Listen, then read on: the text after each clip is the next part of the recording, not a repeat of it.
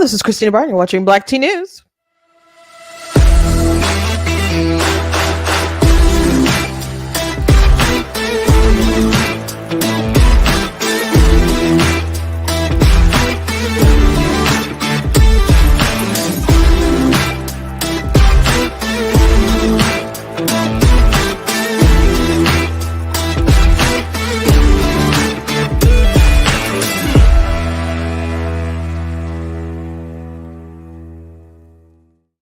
Hello. Welcome to Black Tea News. I'm your host, Christine Barnes. Today we're going to be talking about this story that's pretty viral right now, at least on TikTok, making the rounds. This clip of this judge letting this mother go who smothered her baby. I'm sorry that this is just a dark topic, but smothered her baby with a pillow, and she was on meth. And then the judge, she wasn't in front of a jury, but the judge let her go, and his reasoning was bizarre.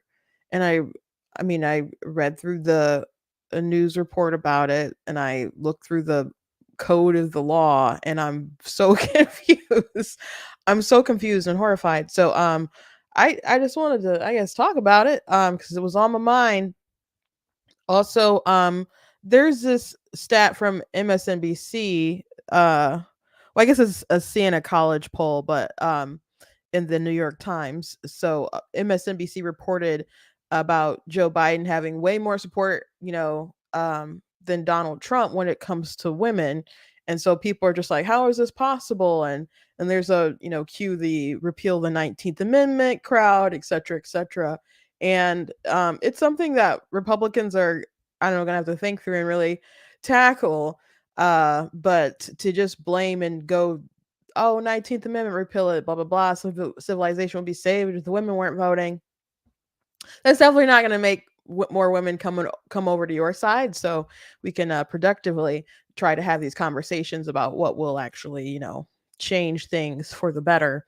Also, I did see the movie Civil War the other night, and I should have some time to just talk about it a little bit today, because I don't know, I think I hadn't heard a lot about the film, and then I saw some people like on TikTok and other places begin to talk about it who had seen like early screenings, and some people didn't like it, some people did like it, but I don't think from what you'll find about it that you'll exactly know what to expect. So I just want to give you the heads up if you do decide to go ahead and watch the film.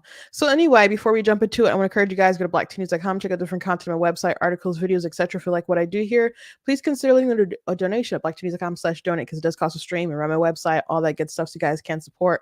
I very much do appreciate you guys. If you're watching on Facebook, you guys can send stars. If you're watching on YouTube, you guys can send super chats. So if you're watching this back later, you guys can send super thanks. And I do read the super chats, as long as, you're not saying something like dirty or something crazy like that. I'll look at the super chats, but also check out different merch that we have available at the store, like this cool I'm Not the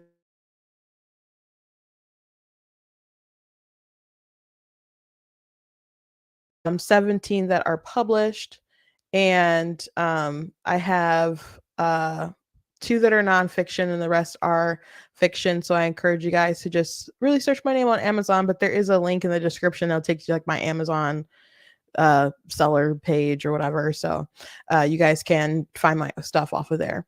So anyway, we're gonna go ahead and, I guess, rip the band-aid off talking about this particular story. And like I said, it's making the rounds, and it's eliciting some angry reactions. Like Matt Walsh, for one. I think that's probably where I first saw it tweeted out. But he's complaining about the judge saying, "I hope you've learned from this behavior." He said that about the murder of an infant.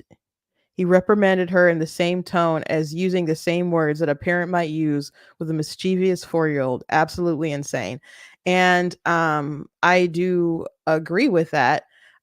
So a judge, and this was not a jury trial, it's a judge found a mother not guilty of death of an infant daughter after she admitted herself of smothering the child while she was high on meth. And I don't know how this conclusion kind of happened, so I want to play this clip. I'm going to read through a Daily Mail article that I read, and then go through a little bit of the law, because I don't understand how the judge got to this particular um ruling. And granted, you know, disclaimer, I have not seen the trial. But seeing some of the details, I'm confused. I'm just confused about this. And I don't feel that she seems, remorseful, at least when she seems happy. I'm sure she's probably remorseful. She has other kids. She was, what she did was obviously wrong. Um, you'll see relief from her obviously not being sent to jail, but there's also justice as well that needs to be done, and I don't feel that this was just in any sense of the word. So anyway, here's this clip. Ruled within the last hour that Daisha Lacey did not commit a criminal act of neglect that resulted in her 2-month-old baby's death. Lacey allegedly admitted in a police interview that she smothered her child while she was high on meth and tired. She allegedly put a pillow on the baby's face to make her stop crying. Lacey's other daughter, who was only 3 at the time, testified that she saw her mom put a pillow on her baby's face. But there was no medical or physical evidence presented at trial to show that the baby was smothered or that she died from suffocation. The judge said that the charges were not appropriate in this case. Court accordingly enters judgment of not guilty, reluctantly. I do hope that you will take the opportunity to get the counseling that you need, to get the counseling for the children that you need, that you learn from this behavior, and hopefully the rest of the community learns from this behavior, that you cannot go out and party on the weekend and be with children. Toxicology report did show meth in Daisha Lacey's system, but Judge Mark Stoner said if she had been charged with reckless homicide or involuntary manslaughter, he could have found her guilty, but she's not guilty of neglect of the dependent resulting in death. Daisha Lacey has been. So I'm baffled. So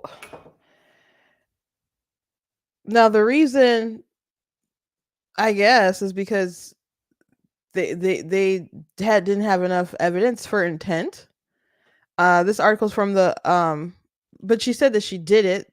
I don't know how much more evidence you need there, but a mom who admitted smothering 2-month old baby girl to death while high on meth walks free as judge says you're not innocent, but you're not guilty after prosecutors failed to prove intent to kill. This woman's 32 years old. Indianapolis mother has been found not guilty of neglectfully smothering her child to death, as a judge shockingly said he would have found her guilty of involuntary manslaughter, of reckless homicide. So I don't understand that, because why would you say that? Oh, if they had charged you with something else, I could have found you guilty of something else, but I can't find you guilty of neglect. I would say the intent for, well, maybe not. Well,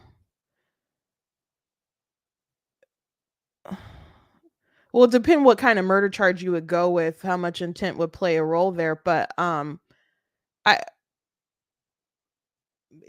you don't need an intent to harm for it to be neglect.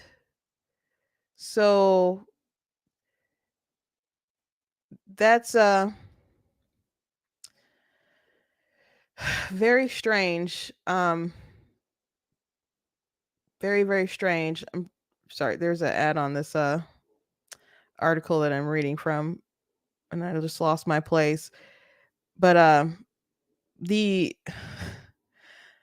well, let me just read a bit about what this law is, because I went through with the Indiana code. Um,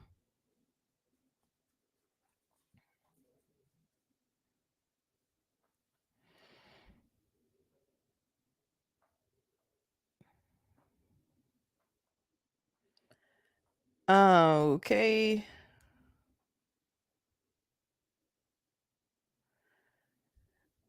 Okay, what is neglect of a dependent?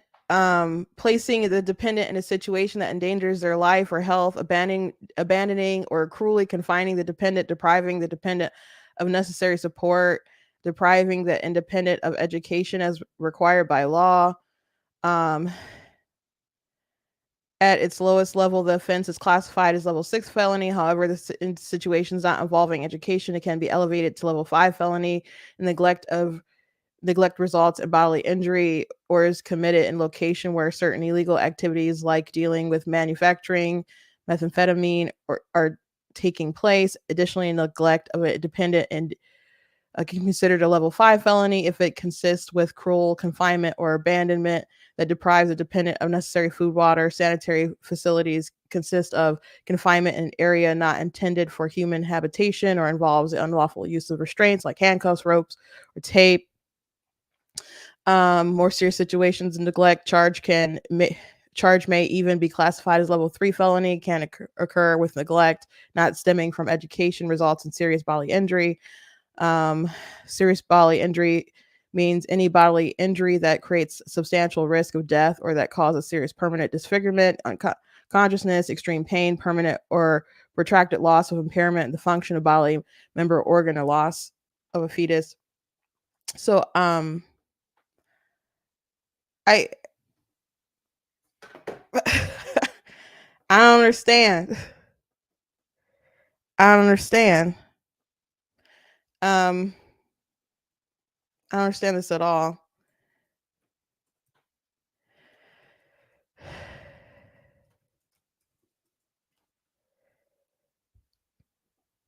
Um,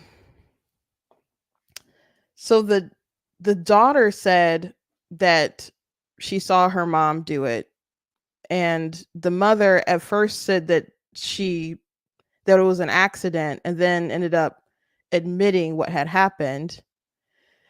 Um, Dacia Lacey, 32, walked free after judge ruled that prosecutors brought inappropriate charges of neglect of a dependent resulting in death, contending they didn't prove that she killed her 2-month-old daughter Alana on purpose. The mother admitted to the police she smothered the infant with couch cushions while she was high on methamphetamines so she could get some sleep. In August of 2022, she wept in court this week as Judge Mark Stoner said he was freeing her reluctantly, insisting she was not innocent, but also not guilty of what the state had charged you with. The case was a bench trial, meaning it was only decided by a single judge instead of a jury. When Lacey was initially questioned over her daughter's death, she told officers that it was a freak accident caused by her children playing with the baby on the couch. However, 5 months later, she admitted to smothering her child with couch cushions because she wouldn't stop crying when she faced another interrogation. After her trial, can you imagine like something happening like that, and then you blame your other children for the death of your child that you placed a pillow on their face? So she came clean.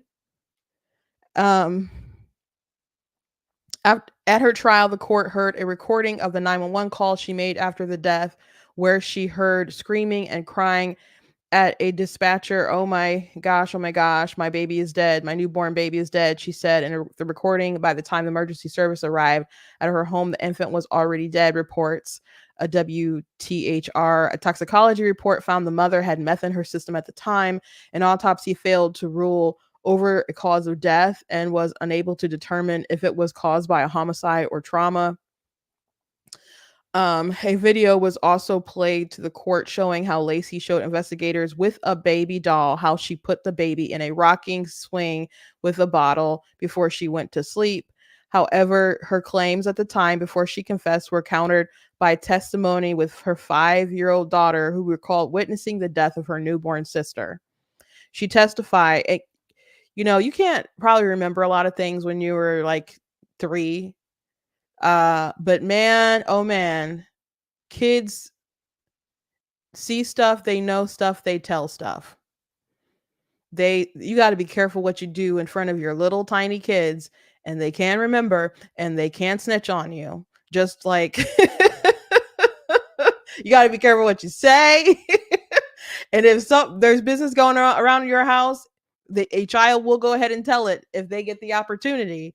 Just, from experience of my nieces and my nephews, even like being really young, you'll be surprised at just what they'll repeat or whatever. So don't think that everything's going to go over their head. So just to dismiss her like she's a child, I can understand taking with a grain of salt, but the mother did admit it and the child admitted it, and there is a dead baby. I understand that like the physical evidence didn't present that, but it in the autopsy, but you still had the admission of what happened.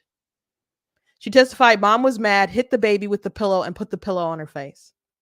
But Judge Stoner later said that the child's testimony couldn't be relied upon in court because she's only capable of hearing emotions, repeating some things without understanding things. The court also heard testimony from the fiance of Lacey's father, who took care of the little girl after the 2-month-old's death. She recalled the 5-year-old telling her the same story, testifying, she said, my mommy got really mad at her because she wouldn't stop crying. And she held the pillow on her face and hit her with it. And I'm like, what? Like, what did you just say? As I just said, children go repeat. Children go repeat. Armstrong recorded the child telling her the story, which is what triggered criminal charges of neglect of a dependent resulting in death. However, Stoner said the court was never presented with any physical evidence that proved neglect of a dependent, such as broken bones or signs of abuse. Jamie Davis, a child abuse detective with the Indianapolis Metropolitan Police Department, testified over the mother's confession, which she said came after the mother's told several versions of how the baby died. When she confessed, Davis said Lacey was sitting on my lap and crying on my shoulder, and it said that she did her baby wrong, and she said that she had smothered her baby. Basically, she said that she was high and she was tired and Alana had been crying. Ultimately, she ended up picking up Alana and facing her towards the crease of the couch. So if you have the back of the couch, then the seating area, then she placed her face toward the crease, she said. Ultimately, Judge Stoner ruled that the prosecutors brought inappropriate charges as they couldn't prove that Lacey killed her daughter with intent. You're not innocent, but you're not guilty of what the state has charged you with, he said at the conclusion of the trial. So if this is what doesn't make sense to me, if you thought that you could have charged her and found her guilty of just plain old murder, and the facts were the same, I don't know why you think that you could convict on that and not of neglect, because you did purposely put your child in a situation where they were endangered. And the daughter said she hit her with the pillow or whatever. But if you put your baby in that situation and it wasn't a freak accident, she admitted that she did her baby wrong. What do you mean there's no intent? Intent to murder? Sure. Intent to kill? Sure. But how what does that matter with the case of neglect? So this is puzzling. This is really puzzling.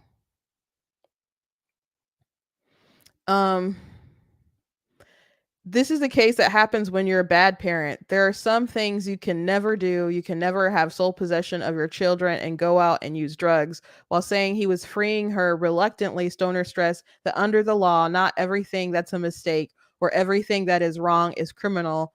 And I just don't see how this isn't criminal. It's definitely wrong. Something has to be done with the criminal intent, criminal responsibility, and that's what the defendant is charged with. He said, when the state chooses to charge an individual, they must prove they did something with criminal intent. Poor parenting, by definition, is not criminal. Isn't that the point of the neglect laws? Um, like not feeding your kids, not making them eat, like, I don't know, the veggies you cook or something might be like something that's maybe you consider bad. What she did is beyond bad parenting. Laying the blame for the mother walking free on the state, Stoner concluded it's important to understand that the prosecutor chooses the charges. It's the prosecutor that's elected. The prosecutor has a screening division to make decisions about what should be charged. The Marion County Prosecutor's Office reportedly issued a brief statement to WTHR saying the department had no additional comment. So just again, I don't understand how if they had brought more serious charges that in the state of Indiana, how with the facts being the same and the autopsy being the same, and basically having the fact that you have a dead baby, the confession of the mother, the testimony from the child, and the testimony from the ex-fiance's the ex, maybe her baby's daddy's girlfriend or whatever, that the child told to her what happened. So you have some evidence that this isn't a new phenomenon. She like told her what happened like around that time. If that's all the evidence, how can you just be like, oh, if you charge her with something else different, then maybe I would have charged her with that and she would be found guilty. It just seems like he just didn't want to go that route and is just throwing the prosecution under the bus. And it's a tragedy. Drugs mess up people's lives so horrifically. When people say it's a victimless crime, I don't really share that opinion. Maybe I don't know enough drug addicts in your life, but and I'm not saying that people aren't responsible when they decide to go out and party, when they decide to go out and take stuff. They are responsible for that, with the decisions that they make. But to say that hopefully people learn or you learn, I'm sure she'll learn a valuable lesson, but there's also, where's the justice at? And then when you want what other people to learn the lesson, it can be a cautionary tale, like this mother killed her baby, but again, it also teaches you can confess, there's witnesses, but you're still gonna get off.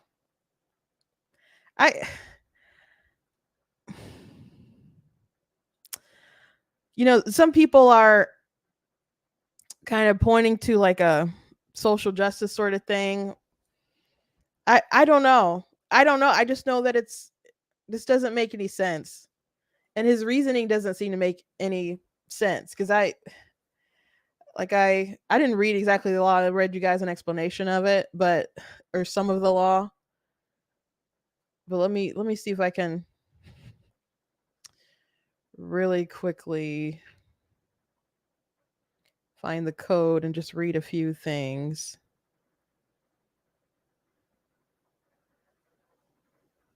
Kind of lost my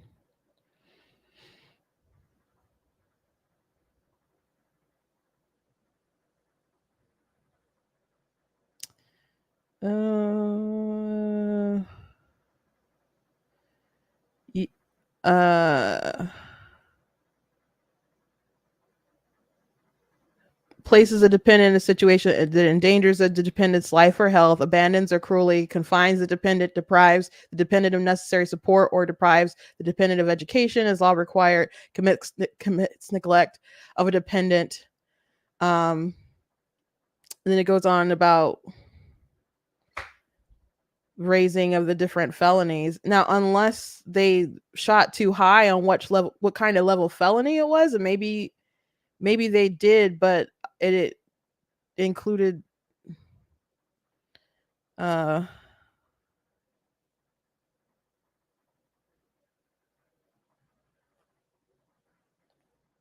I don't know.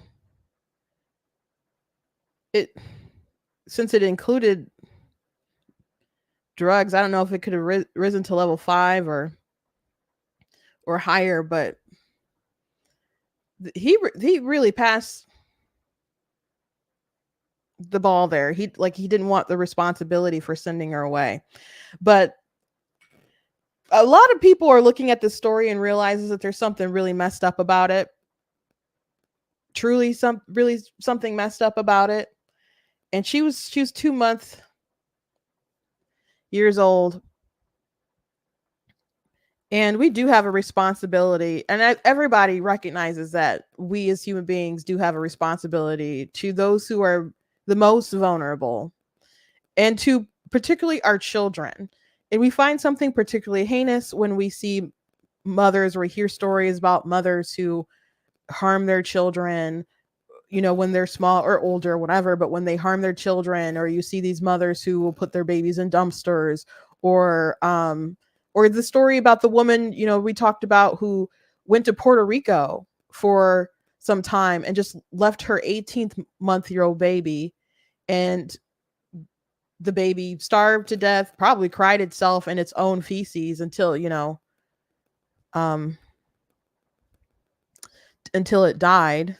And man, my sister was just horrified when I told her that story, because she's just thinking about if one of her kids was left in that position, that how they would react to just being alone and to die so terribly like that.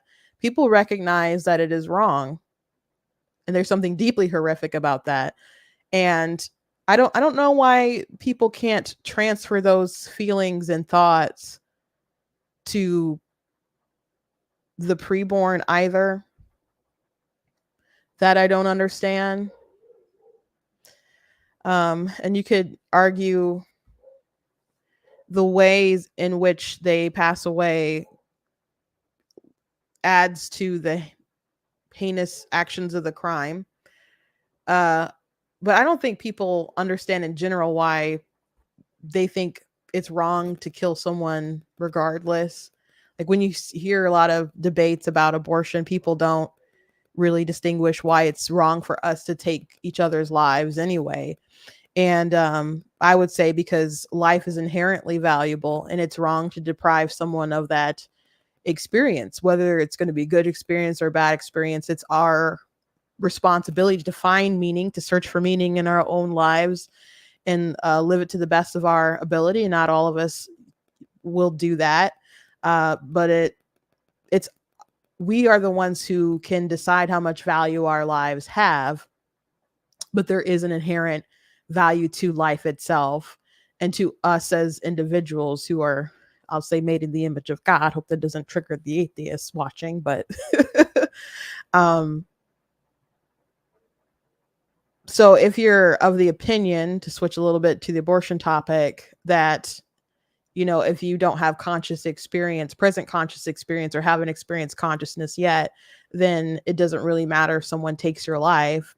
Which people have told me that it's not murder if someone kills a fetus who's wanted, but if they like trick the mom with like taking an abortion pill or something like that, and it leads to the death of the embryo, then, or the embryo or the fetus, then it's not really murder, because it's not someone, and they are not conscious, and that's horrific. But they're like, that's not murder, and they might feel that it's maybe wrong a bit for some reason, but that person's not a person because they weren't conscious. And if you argue that we only matter because of our present conscious experience, well, obviously it matters that we can have future conscious experience. That obviously matters. But if you're of the opinion that we only matter when we do have conscious present experience, then what would it matter if you weren't here at all? Like if someone killed you and you no longer have conscious experience, and you no longer matter, then why would we need justice in a situation where were killed? and I guess you could argue like, well, just it matters how much repercussions there are for the families, and you like if you kill the father, then the children don't have a father, and the income is gone, and what if they're a pillar of the community, etc., etc. And those aren't bad arguments, but what if someone killed a hobo who no one was looking for? That doesn't make it okay to kill someone if they, I guess, is a whole kind of matter less to society. So there has to be something about life itself that we value, and I think we do, because that's why else would you value the fact that people can have conscious experiences if life itself doesn't matter. So anyway, this child lived a short life and isn't getting any sort of justice, and I think that's a problem, and I don't know. I just don't understand how the judge can make the decision that he did. But to the mother, who is not apparently going to be going to jail for this, I pray that she truly finds the Lord and as much redemption as she can, and that she stays off the drugs and is kind to her children as possible, and that the children do get help, all the help that they need. I don't want to condemn her to hell or anything, but what she did was horrific, and there should be some kind of justice. But case is over, I guess. I'm just a bit horrified by it all. By the way, moving on, I do want to shout out to Black Conservative. You got this. You do share my stuff on Twitter. I mean, not Twitter, Facebook. If I'm thinking about the page, if you are you the Facebook page? There's a Facebook page that shares on my stuff, and they always have a Frederick Douglass face on it. So anyway, thank you for buying my book, and I hope you enjoy it. I hope you like it. So speaking of that book and going back to that topic of abortion a little bit, Nancy Pelosi was asked a question about Arizona and Trump's opposition to abortion now, and she doesn't care. Which is interesting, because some people are like, oh, they have to speak about these things, and they have to kind of walk it back, and they have to kind of moderate. And my thing is, no, they don't believe you, though. They think you're just lying, or they'll say you're lying, or they'll play old clips of you saying stuff. And those clips exist, and those are the things that they're going to put in commercial. They're not going to add a little disclaimer that says he's now since changed his mind. They're going to just go with that other stuff. So it doesn't really matter if you moderate now. People are going to point to what was. So being squishy on these topics now, I don't think are going to get you any extra votes. I don't think so. I don't think so at all, because if you trust Donald Trump to be honest when he tells you he's changing positions or he's not going to do something or whatever, then you probably trust him enough that you were going to probably vote for him anyway. I don't think that people who didn't like Trump and don't they're just probably not the people who trust him now, like, oh yeah, he says he has a different opinion, or oh, he says he's not going to do a national ban, and I was really concerned about that, but since he said he's not going to do it now, I totally trust him, and now I'm going to vote for Trump. I don't think that's a thing. I don't think that's a large voting demographic that's going to make any sort of impact on the election whatsoever. So anyway, here's Nancy Pelosi. But having failed to now do this, despite Trump saying that they should repeal that law, are Republicans basically handing Democrats the issue of this next election on a silver platter? Well, let's put it this way. I wouldn't, I think Donald Trump is going to, if he were to be president, God forbid that should happen to our country, but if he were, he'd be for a national abortion ban. Make no mistake, I don't care what he says, but that's what he's about. And that is what's happening in Arizona. Now, he may, from a political standpoint, want to hedge that. But the fact is, this is about an abortion ban, and it's about damaging the survival of women who may be in a situation where they need to terminate a pregnancy. I say they should, I don't know, take a lesson in the birds and the bees. I don't think these guys even know what's going on when it comes to all of that. But I do know that this I'm sorry you guys had to hear Nancy Pelosi talking about the birds and the bees. Respect for women, not understanding that a woman's right to choose is a democracy issue. It's a freedom issue. It's about people making their own decisions. It's an economic issue. It's a kitchen table issue about the size and timing, if they want to have a family or not. So this isn't just about whatever the political issue they want to call it. Make no mistake, therefore, a federal ban on abortion. Before you go, the Supreme Court yesterday heard oral argument. So, again, people, Republicans being squishy on the issue and walking things back, or, it's just not going to matter, because as she said, they don't believe him. Or even if they did believe him, they're going to lie. They're going to lie. Even if they knew better, they're going to lie. Do you guys remember the Trump impeachment? And Adam Schiff just made up a fan fiction of Trump's call with the Ukraine president. He just made up an entire fiction. He got ragged on that, but guess what? He's still in office. These people can lie through their teeth. Harry Reid lied about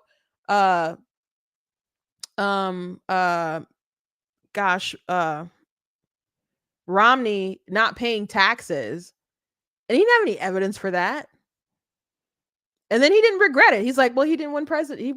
Didn't become the president, so he didn't care. So they'll just lie. Basically, so much of their abortion propaganda, they're mostly lies.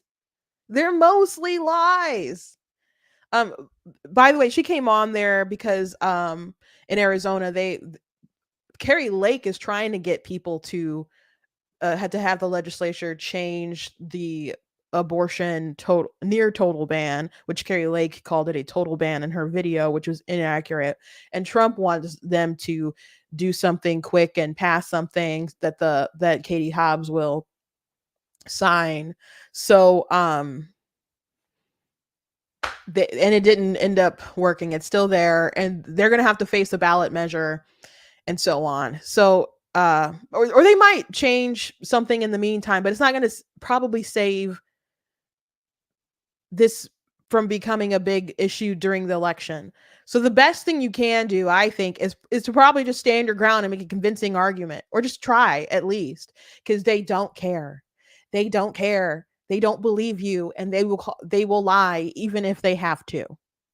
Because Donald Trump, he is still like life of the mother, rape, incest. Those are his exceptions, and those have been his exceptions for a minute.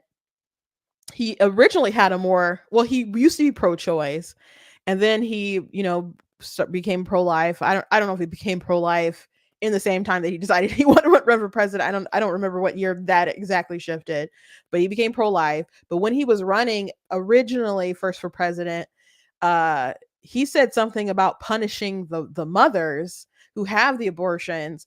And so he had more of an abolitionist sort of viewpoint there. And I guess he probably had a good talking to from the pro-life lobby and adjusted that position.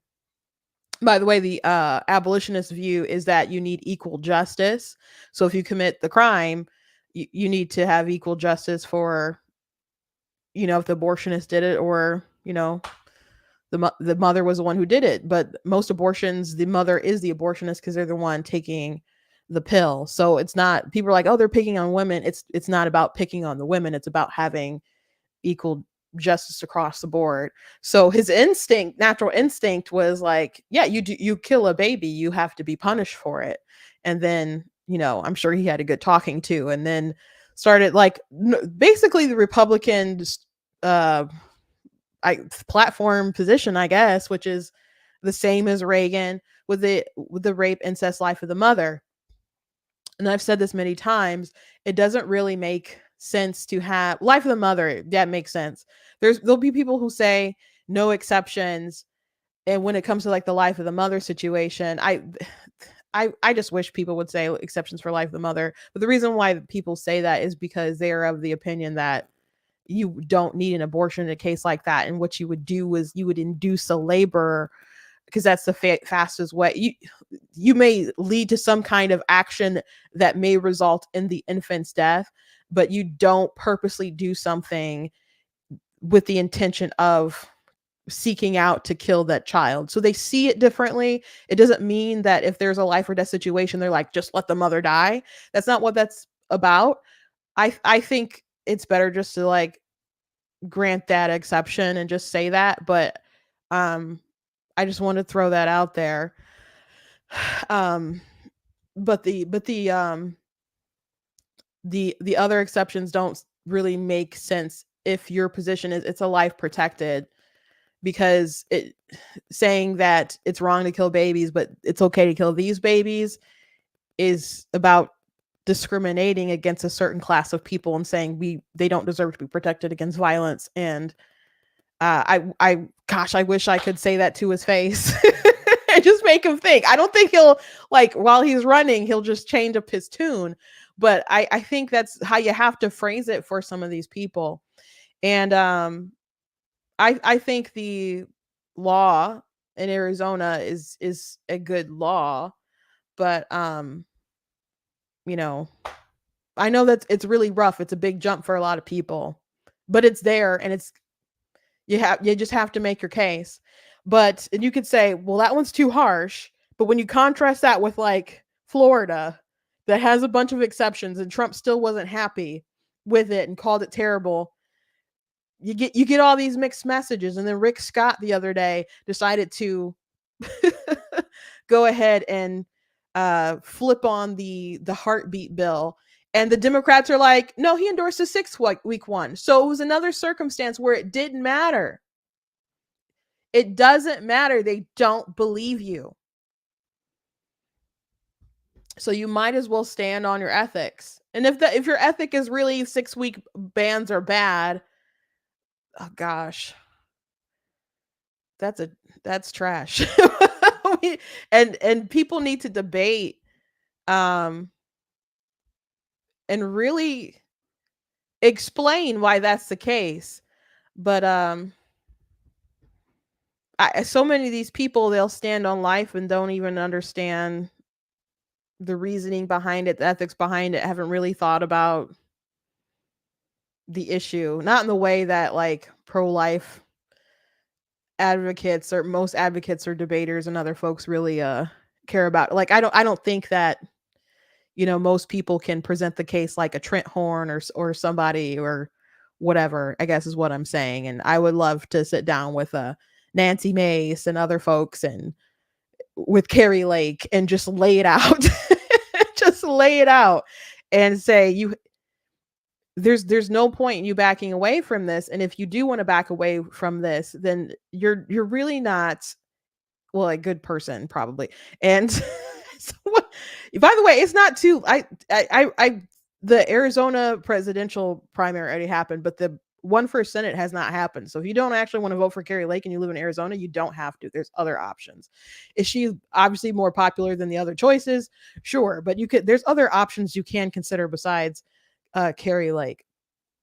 But anyway, this abortion issue is a very important issue to a lot of people. Nancy Pelosi is correct that it's table talk issues, and people are talking about women's health care and what will happen if they get into a situation where they feel that they need an abortion, which isn't actually why most women get abortions. But those are serious conversations that people are having, especially because people are conflating a lot of medical situations to typical abortion. People will say that abortion is just ending a pregnancy instead of like the next part where it's ending in the resulting in the death of an embryo or fetus. They'll give a definition that basically sounds like having a C-section, or they'll conflate just having a D and C. Even after your child has passed and you're having after you had a miscarriage, they'll conflate that to having an abortion. And so they really are leaning into the need of medical necessity, and saying, well, they claim that there's exceptions, but there's not really exceptions, because they're still putting women in danger. Therefore, we can't have any sort of abortion restrictions at all. That's where the needle has been moving, especially after stories about Kate Cox, which we've talked about that story quite a bit. I'm not going to go into the deep today, or try not to. But anyway, let me show you this graphic that folks are looking at and talking about, discussing. So this is a poll from New York Times, the Siena College poll, and 53%, and this is for women. It is a small sample size. It's like 1,000 sample size or something, I think. So, but anyway, it's 53% Biden, 37% Trump. And this person's like, how is this possible? And people are, just baffled or upset or whatever. Courtney Kirchhoff, who used to work for Steven Crowder, she'd write a lot of his articles. I'd suggest you listen to women rather than berating them. But since I'm a woman, I know you won't listen. You'd rather berate. Go ahead, lose another election and blame women again. Then continue calling men logical and women emotional. Lather, rinse, repeat, etc. So, for the record, Trump has, I don't know how much his poll is indicative to everyone else's feelings and stuff. Like the sample, you get stuff with bigger sample sizes, etc. But the truth of the matter is that Trump has had an issue with female voters for a long time.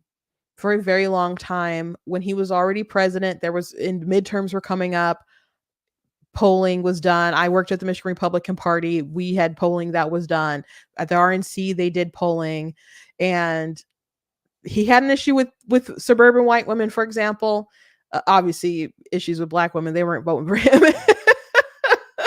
Like, as far as like demographics, the black female vote was pretty loyal to the Democrat Party and remained so. But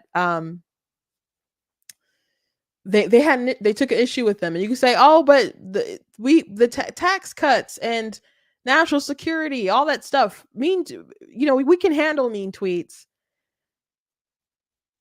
Okay, but some people still don't like the mean tweets, and you can say it's dumb.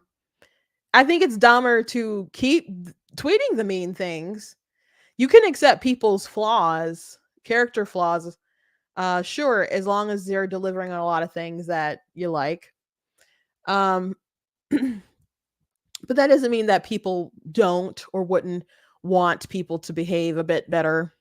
There are people who are concerned about his background, things like, just how he's said to have treated women, and things like the Hollywood Access tape. And you could say, well, there's creepy Ashley Biden's diary and other things like that. Well, a lot of people don't know about it. People are like, the diary is real, but that doesn't mean those pages were real or those allegations were real. So there are people who will never accept that Joe Biden is just as creepy or creepier than Trump. There's people who don't like how mean Trump is, or some of his petty streaks, and how he'll fight with folks. Folks don't like the kind of people that he'll have around. I'm concerned with some of the people that they have like in their clique, and some of the influencers that they elevate, and people who they had at Mar-a-Lago. And if I'm concerned about things, I know independents are concerned about things. I know that soft Dems are concerned about things. I know suburban white women are probably super concerned about things. So it's not a new issue for Trump. It's not. But I think mature voters will look at bigger issues than the personality ones and say, okay, well, I got to make the best decision for my family, like for their safety and their security and financially, etc. And those people exist. Maybe those people are only 37% the women. I don't know. But you have to make that case. You have to make that case. And I don't know how well it's been made, especially recently. Because I mean, we do have it's not hypothetical how a Biden administration will be. We're living through it. We're living with the inflation. We're living with the cost of high eggs and milk and chicken and gas and all that sort of stuff. I went to the grocery store the other day. I bought some yogurt, some milk, 2 boxes of Cinnamon Toast Crunch, and gosh, was that about it? Maybe something else. I didn't get a lot, but it was like I got a box of taquitos, the corn ones with the chicken in there. Those are much better than the flour ones. And it was like 30 something dollars. I didn't even get like a pack of chicken or anything like that. And it was 30 something dollars. I bought some cheese, like 2 bags of cheese. And I think that was about it. And it's crazy how much stuff costs. Like the packs of chicken that I would used to get to buy for like throughout the week went from like being $8 to being like 20. This is people feel it in their pocket how bad things are, and people want the economy to be better and expect that if I think most people can maybe admit that things were better as a whole for the country while Trump was president, but that doesn't mean that they necessarily believe that there'll be a big turnaround if he's president again. So they'd have to make that case. And it would be easier to make that case if Trump was a bit more, I don't know. I don't want to say PC. Just a bit more tamed, I guess. A bit more tamed. I would say presidential, but the presidents get to, I guess, define what presidential is. So who the heck knows what that is anymore? You know, it's kind of all over the place. It's kind of all over the place. The best thing, though, that maybe you could do is really lay out how things about you don't like about Trump are likely things that are true to Joe Biden. Like you don't like that Trump is mean or whatever. Biden is a mean old man. Biden is mean. Like he's not the grandpa who just goes and puts on his Ray-Bans and eats the ice cream. If you are asking questions he doesn't like, he's going to snap at you. You know, and he's more cold in more dangerous sorts of ways. Like every time there's a crisis, and it's like, how are we gonna get Americans out? And he's like, I don't know. That's a little distressing, bruh. Or there was a Politico playbook story about Biden and his some years ago about his feelings about just withdrawing from Afghanistan. And they're like, what about all the sorts of chaos that would erupt in the region if we just exited out? And he's like, oh, well, Nixon got away with, just pulling out places. So, we'll get away with it. So it doesn't matter. The repercussions don't matter, which makes sense when you consider, the chaos that erupted when we left Afghanistan and how messed up that was. And even the drone strike that happened where they killed like an aid worker and some kids and stuff. And there wasn't even any repercussions on the people who executed that strike. And they like lied about it at first. They're like, the strike was true. There was a a secondary bombing. So we know that was there was a secondary bomb. So we know that we got our target. Totally lied about that stuff, and there was no accountability. So Biden expects that he can do things and get away with them. I don't feel that Trump is more dangerous than Biden by a long shot. No, not at all. I think how people are willing to react to Trump is more dangerous than Trump himself.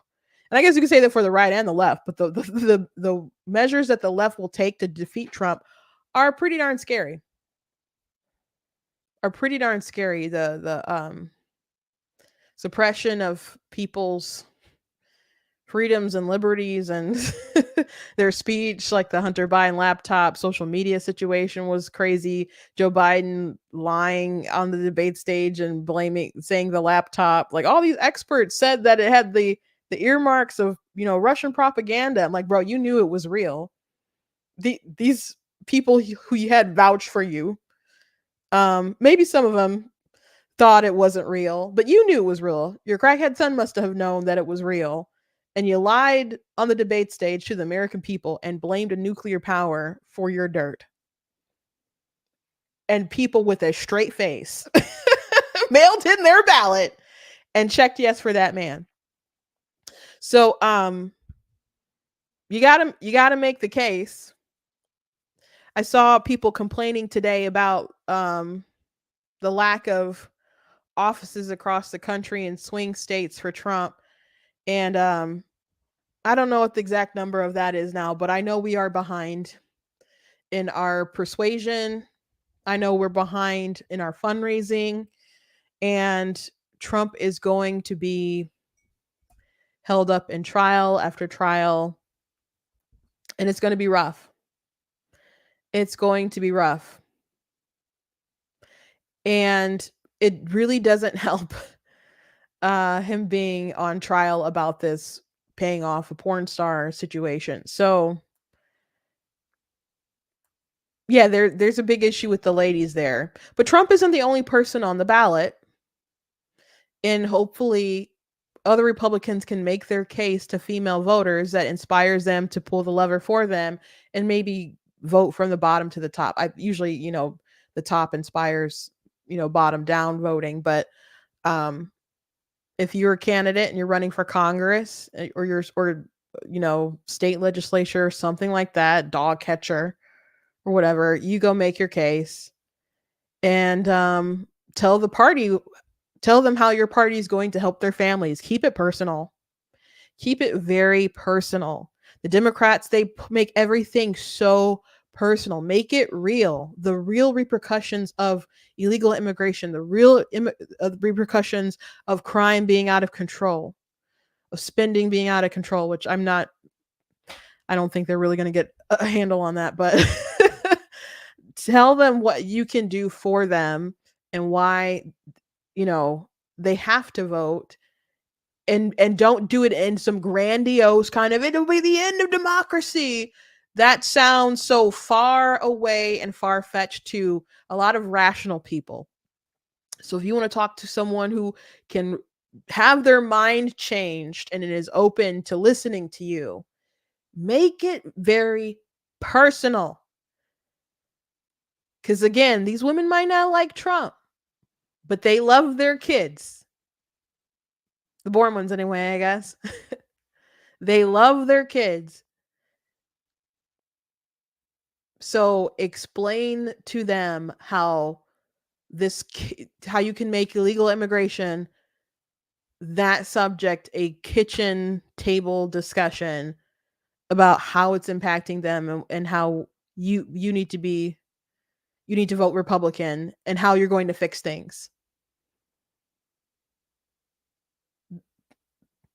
You have to lay out the facts, but you definitely have to appeal to their emotions because their emotions are tied to what they care about.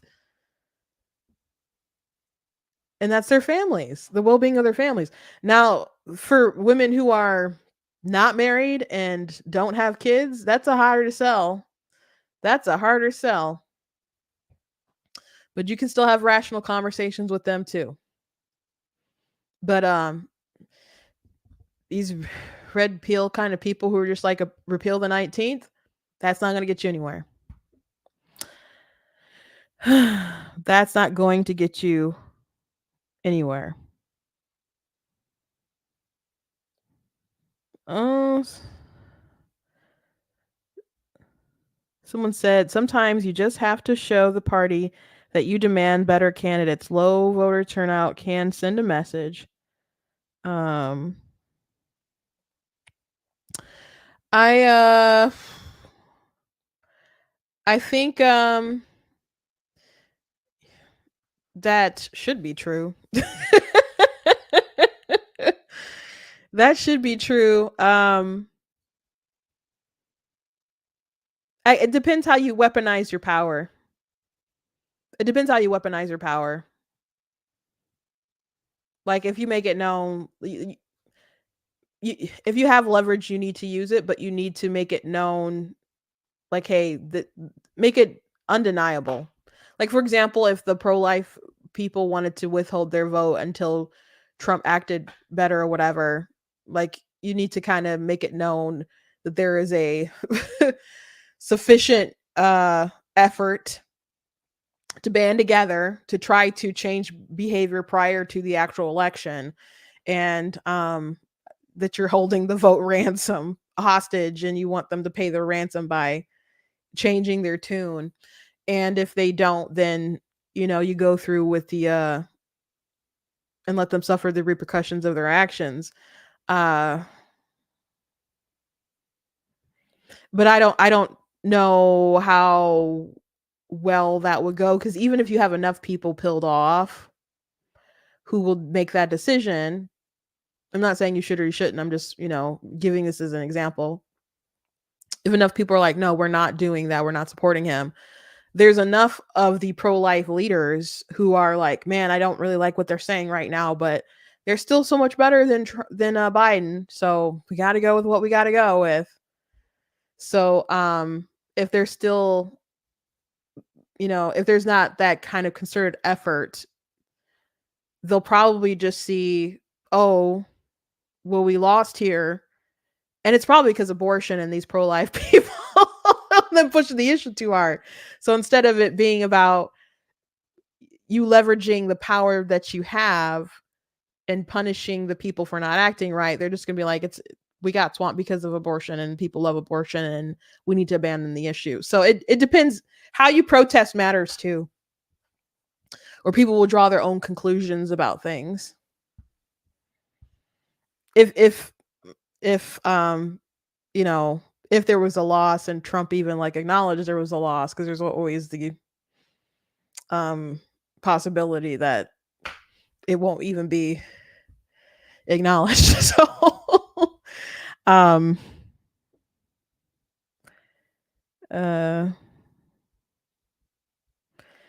anyway, it all depends how you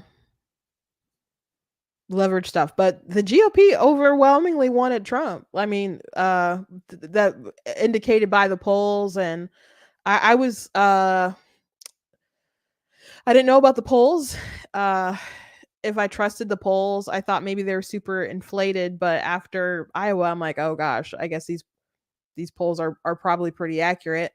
And he overwhelmingly won Iowa, and his main opposition that was a good competitor was DeSantis, and they poured so much into Iowa. That was like his, you know, battleground. And he said he was going to go on for a little bit, and then he opted out. And then you just had Nikki Haley. Nikki Haley wasn't going anywhere, period. So the GOP overwhelmingly wanted Trump. So his flaws and his trials and fundraising, all these things are baked into the cake, are things that people know and accepted, and so they got to run with it. You know, I mean, everyone can vote however they want, but the GOP made their decision to say, it was a bad candidate thing. They liked their candidate. They liked, even with all the flaws or even with all the things that would be going on in the election, they remembered how he was as president and would like him back. And they feel like he got cheated in the last election. It's really that simple. But the issue with the women has been an ongoing problem. So those problems, even as he was president and running for president the first time, are still going to persist and be an issue. And it was also an issue in 2020 that a lot of these women probably harped on and convinced probably a lot of men not to vote for him because he actually lost some of his white male vote, even as he gained some minorities. So I think even increased with women. I think the only demographic he really started to lose on was the white man. So very interesting. Anyway, before I let you go, since I did already mention it, the other night I saw the film Civil War, and Kristen Dunst was the star of it. And if you see trailers, and I only watched one trailer for it, I heard people talk about it a little bit. Um, the trailer I saw was like this high octane sort of surge of this big adrenaline rush, like best combat movie ever. Like you're about to go watch a Call of Duty film, and it wasn't like that at all. So if you're interested in the film and you want to see a lot of action and stuff, there is action. There's war scenes, but it's not like a big war epic or something like that. Uh, the film takes place in the United States of America, obviously, and the country has broken apart. California and Texas have joined together, and Florida is trying to get some states to also engage in succession, but it seems like they can't really work it out for some reason. I don't know why Texas and California were able to get their stuff together like that, but some people are like, that sounds so dumb. Why would California and Texas join forces? I assume it's because uh the country itself was in danger and they were like, let's pull together. But they don't really go into a lot of detail about how everything came down. There's a mention that the president was on his third term, that he disbanded the FBI, and maybe a few other things, but they don't really go into why the country is in the state that it is. So the main character is Kristen Dunst's character. She played Mary Jane on everybody knows who Kirsten is, right? But she played Mary Jane on the Tobey Maguire Spider-Mans, and she was in Bring It On and Interview with a Vampire when she was a little girl. So she does a good job in the film, but she is a photojournalist who has photographed a lot of different uprisings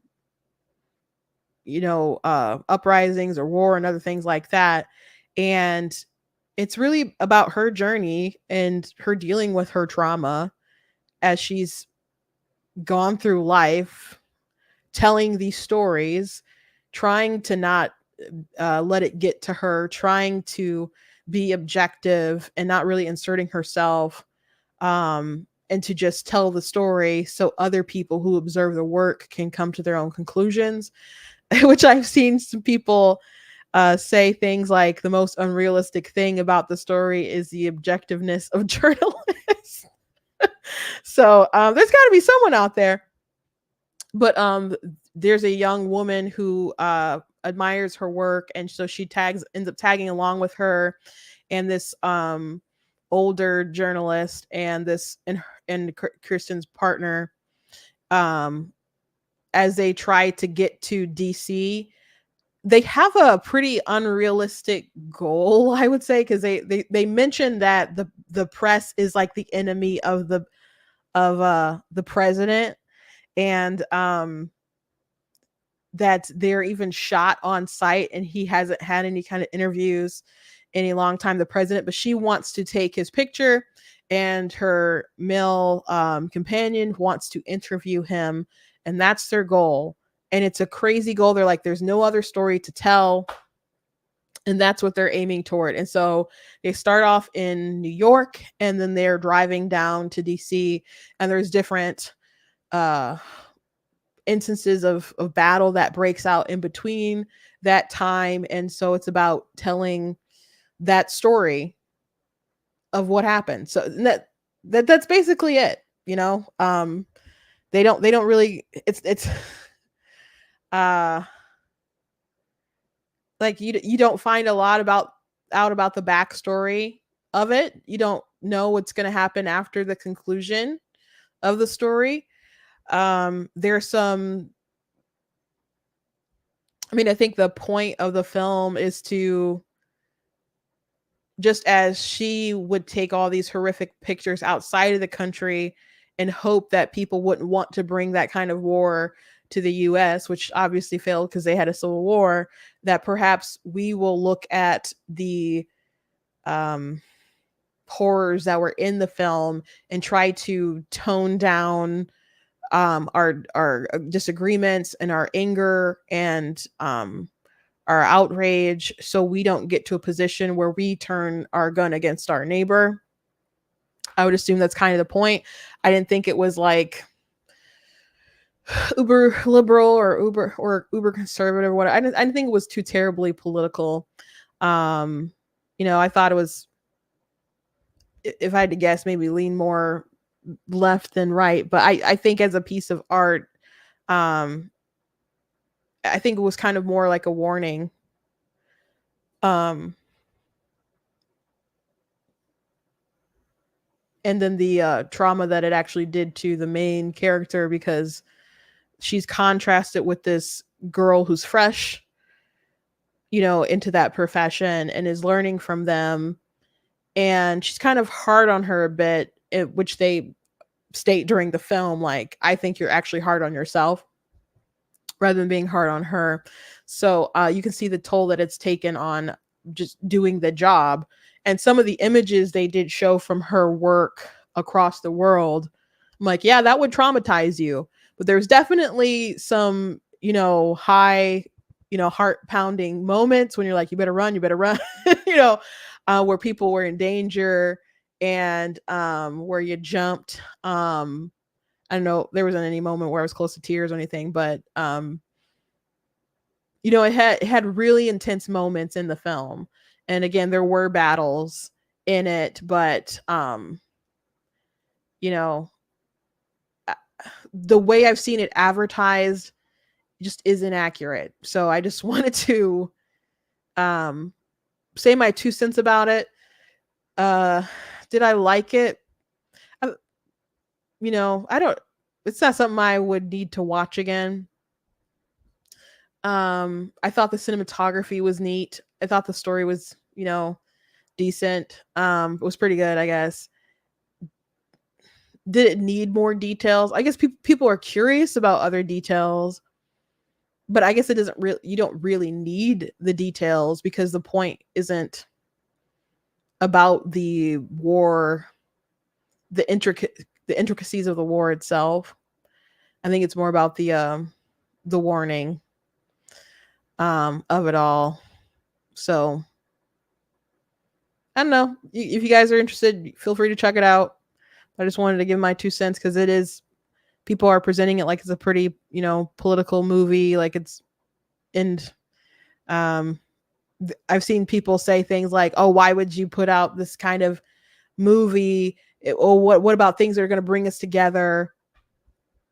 And people, you can watch films that will bring us together anytime you want to, but if people feel like they have an art statement to make as someone who creates content, people just have to go with what they feel is right to say at the time they want it, can, and they want to make it and can produce it.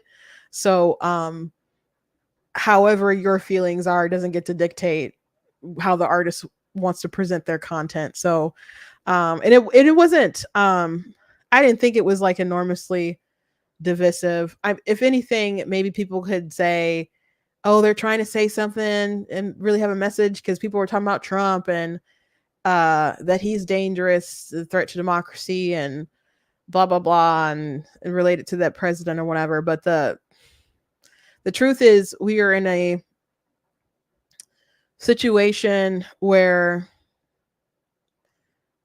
I don't think the state in the country is good. I think the hero worship of our politics is bad. The tribalism is bad. People on the left and right, the obsession with it all is bad. And I know you guys come here and hear me talk about politics every day. So I guess kind of who are we to talk. But there's some people who take it so seriously and it's so life or death. And then there's people who watch these different things get so riled up, and they might be listening to people who don't even take it as serious, but they're willing to grift and say things for clicks and cash, and they'll be dishonest to their audience.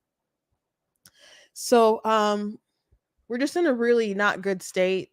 The these, like, even if you look at Joe and look at Trump, sometimes the way people react to them is so weird, either of them, or how like I said, the left will do anything to take down Trump, even if it will weaken our institutions and our liberties. To take down Trump, they'll do just about anything and make our country a less free, less safe place. Sometimes the hero worship of Trump is so weird. I played to you guys the video that really a degenerate type of dude made with the God made Trump video, and Trump played it in Iowa and still won. I'm like, this is so bizarre. It's so weird. If you haven't seen that video, it's very too much. It's just too much. It's too much. And the Lincoln Project did a rebuttal to it, and that rebuttal was, I don't think the Lincoln Project has ever made a good video besides probably their rebuttal to God Made Trump, but they kind of left the door wide open to be dunked on. So, you know, these people are human, they are flawed, and both of them will die relatively soon because they're very old. And we just put too much stock in these people, and our government is supposed to be limited, and our focus should be local in our communities and what we can do for our families and our neighbors. And, you know, whether you're going to pass that millage so your kid's school can be funded, or if you're like, no, they're not using the money properly, and advocate for those things. But people just let that stuff just fly right over their heads. And then they're like, we're going to lose democracy if this person gets in or that person gets in, when you just let everything local slip away. It's the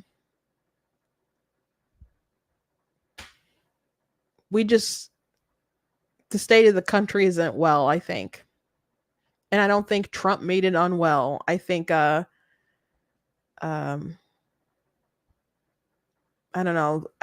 The sort of things that we're seeing are just a result of the manifestation of the unwellness, I suppose. And I'm every day very glad that I'm a Christian. My hope lies in Christ. Very glad about that every day. So anyway, who's TBH? Someone said TBH felt like the mainstream media paid Hollywood to make the movie. If you're still there, who's TBH? What's the abbreviation for?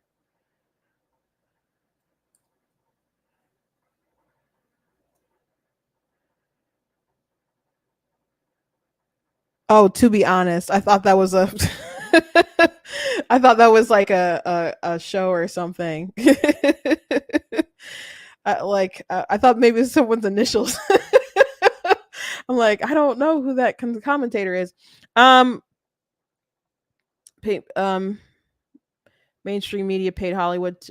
It's, you know, it's probably, now that you say that, I do think I wonder if it'll get some awards, because man, these folks love to love themselves. Like La La Land, like, it got a lot of awards, and I didn't think La La Land was very good. Like, it was okay, but like for a musical, there's like a good song, maybe, you know, or so, and the choreography was so mid, and I didn't think the story was that compelling. I thought Emma, sure, acting was good. I thought she was clearly better than Gosling, and but I just didn't think it was worth the hype. And Greatest Showman was a far better musical, I thought. And the critics like hated that film. Um, though that film had great word of mouth and did very well in the theaters, but um they I wouldn't be surprised if it got nominated for some things, because they do like the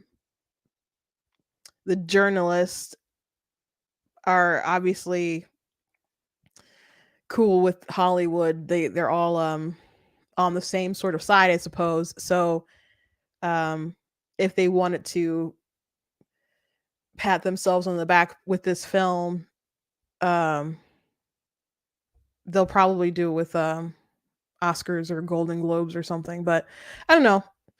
It'll be competitive season. um for film. I didn't think it was too uneven killed, I guess.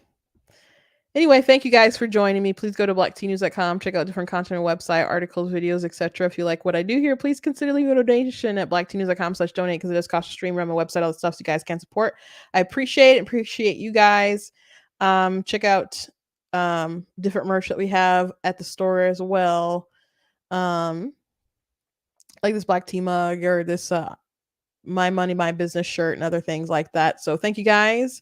And I will see you tomorrow for the last show of the week. God bless.